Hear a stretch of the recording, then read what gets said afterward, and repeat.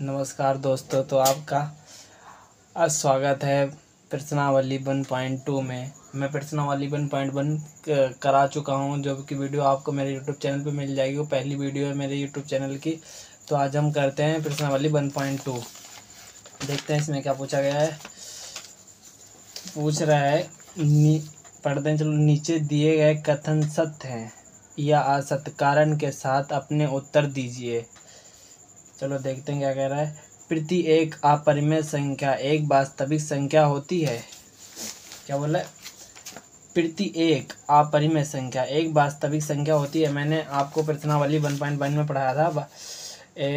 प्राकृत क्या बोला है? वास्तविक संख्या। मैंने आपको पढ़ा था वास्तविक संख्या। वास्तविक संख्या ये परिमेय अपरिमेय दोनों होती है। जैसे परिमेय संख्या उन्हें कहते हैं जिन्हें पेवटक के रूप में लिखा जा सके। 1, 2, 3 अपरिमेय, √2, √3। ये अब ये बोल रहा है प्रति एक अपरिमेय संख्या एक वास्तविक संख्या होती है। हाँ, प्रति एक अपरिमेय संख्या ये है। अब वास्तविक संख्या में परिमेय भी आती है, अपरिमेय भी आती है। अब वास्तविक संख्या होती है, हाँ होती है, तो इसका आंसर हो जाएगा सत्य। अब इसमें पूछा है कारण के साथ अपना उत्तर दीजिए। तो कारण है, कारण वास्तविक संख्या में अपरिमेय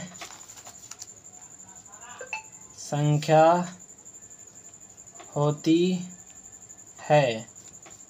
ठीक, इसका कारण होगा। अब चलो दूसरा देखते हैं।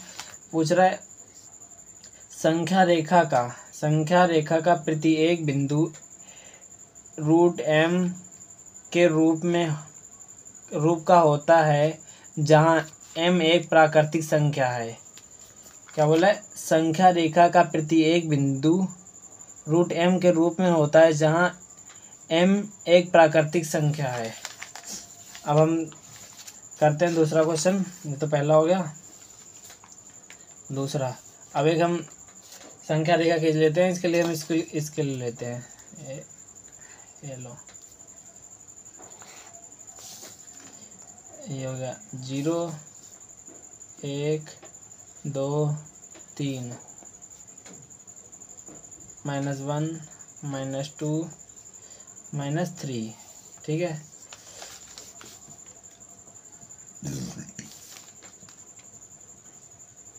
प्राकृतिक संख्या होती है। संख्या रेखा पे हम √1 को दर्शा सकते हैं, √2 को दर्शा सकते हैं, √3 को। पर ये बोल रहा है √m को दर्शाओ। m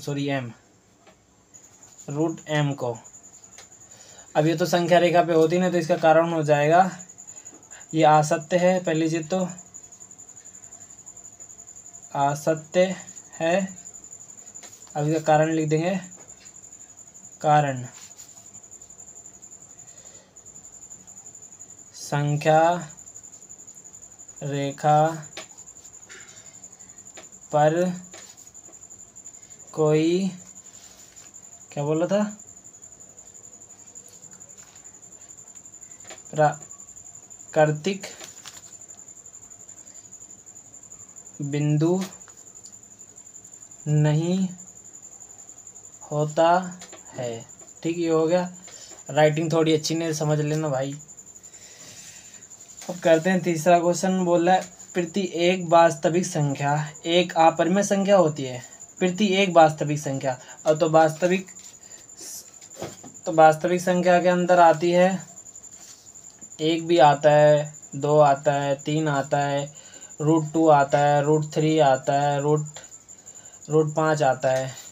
अब इसमें क्वेश्चन में क्या बोला? प्रति एक वास्तविक संख्या, यानी कि प्रति एक वास्तविक संख्या। तो वास्तविक संख्या में तो परिमेय भी आती है, अपरिमेय भी आती है। और बोल रहा है वास्तविक संख्या एक अपरिमेय संख्या होती है। नहीं, अपरिमेय संख्या तो ये है, और वास्तविक संख्या में परिमेय अपरिमेय दोनों आती है, तो कैसे हो जाएगा? तो ये असत्य है।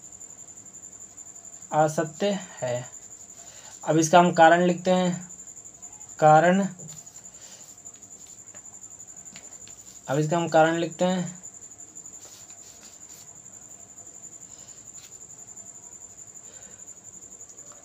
वास्तविक संख्या में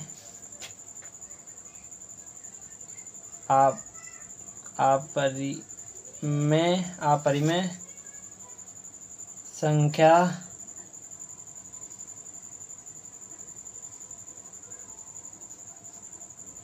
सॉरी गलत लिख दिया, इसको काटते हैं, लिखते हैं फिर से। कारण, कारण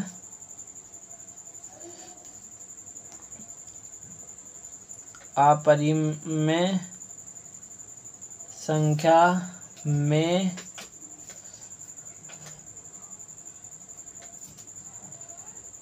वास्तविक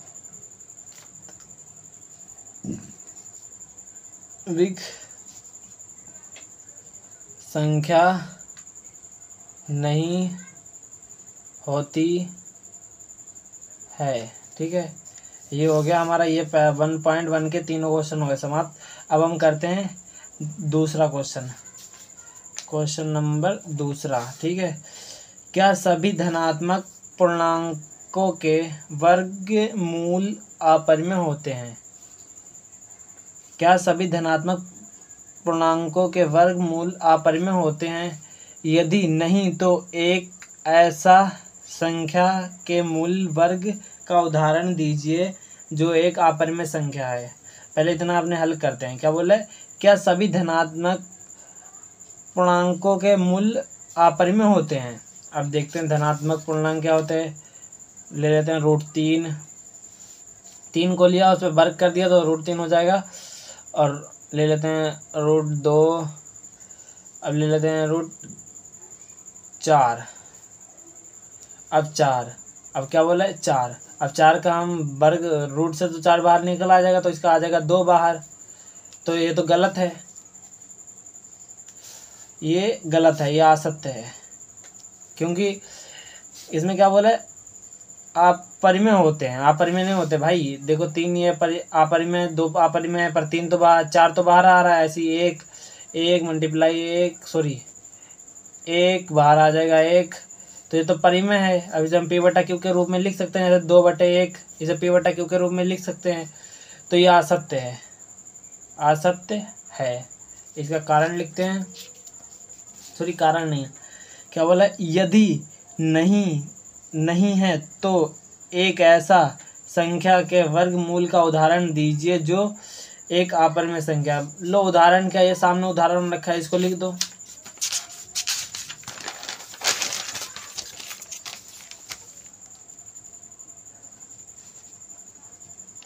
उदाहरण ये लो, √1 लिख दो, √4 लिख दो, √9 लिख दो। ये लो, ये सारे, इनको रूट से बाहर निकालोगे तो √1 को 1 से बाहर निकालोगे 1 आ जाएगा, 4 को निकालोगे 2 आ जाएगा, 9 को निकालोगे 3 आ जाएगा। इनको P/Q के रूप में लिख सकते हैं। देखो 1/1, 2/1, तो 3/1। ये लो, इसको P/Q के रूप में लिख सकते हैं। तो ये परिमेय संख्या है। अब इसमें क्वेश्चन में क्या बोला है, अपरिमेय संख्या होती हैं। नहीं भाई, अपरिमेय संख्या कैसे हो सकती हैं, ये तो परिमेय आ रही हैं। तो इसलिए ये वाला क्वेश्चन असत्य है। अब करते हैं तीसरा क्वेश्चन। इस प्रश्नावली का लास्ट क्वेश्चन है तीसरा।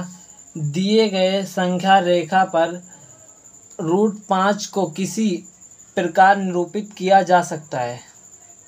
दी गई संख्या रेखा पर √5 को किस प्रकार निरूपित किया जा सकता है।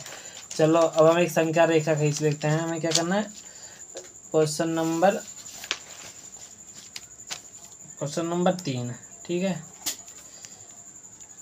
√5 को संख्या रेखा पर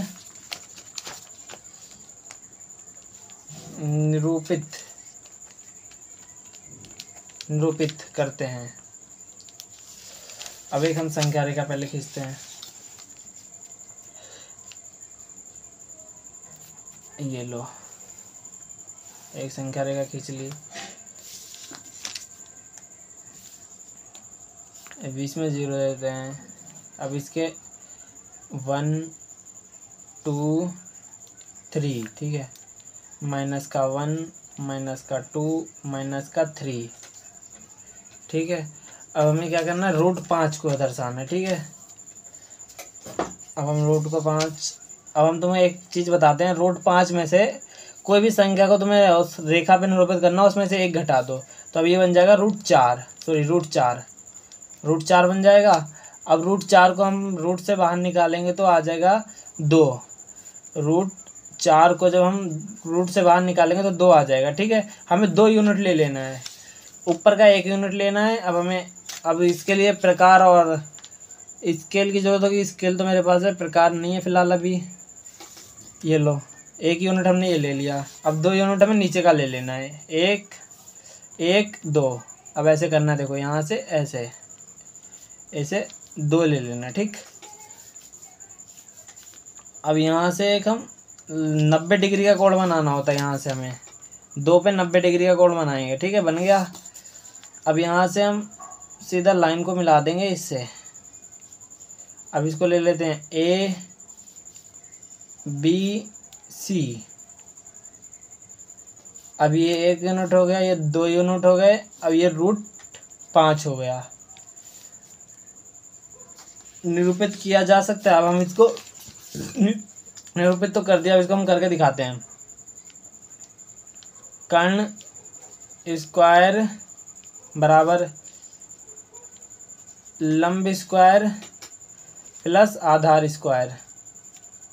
इसको हम सीधा शॉर्ट फॉर्म में याद कर लेंगे, h square p square plus b square. इसको याद कर लो, बस आगे का सारे आगे काम आने वाला ही है आपके आगे वाले चैप्टरों में।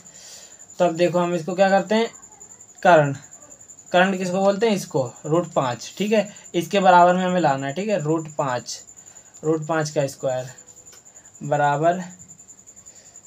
अब ए बी कितना है हमारा, ए बी 1 यूनिट है, ए बी 1 यूनिट है, तो 1 स्क्वायर 2। और सी डी कितना है हमारा, ये हमने सी और डी माना था, सी डी कितना है, ऐसे नहीं ऐसे लो। अब हम लेते हैं कर्ण, ठीक है, एच स्क्वायर, तो ले लेते हैं ए सी का स्क्वायर, ठीक है। अब इसको ले लेते हैं बराबर। अब ए बी का स्क्वायर अब प्लस सी बी का स्क्वायर, ठीक है। अब यहाँ पर इनकी जो वैल्यू है पुट कर देते हैं इसमें।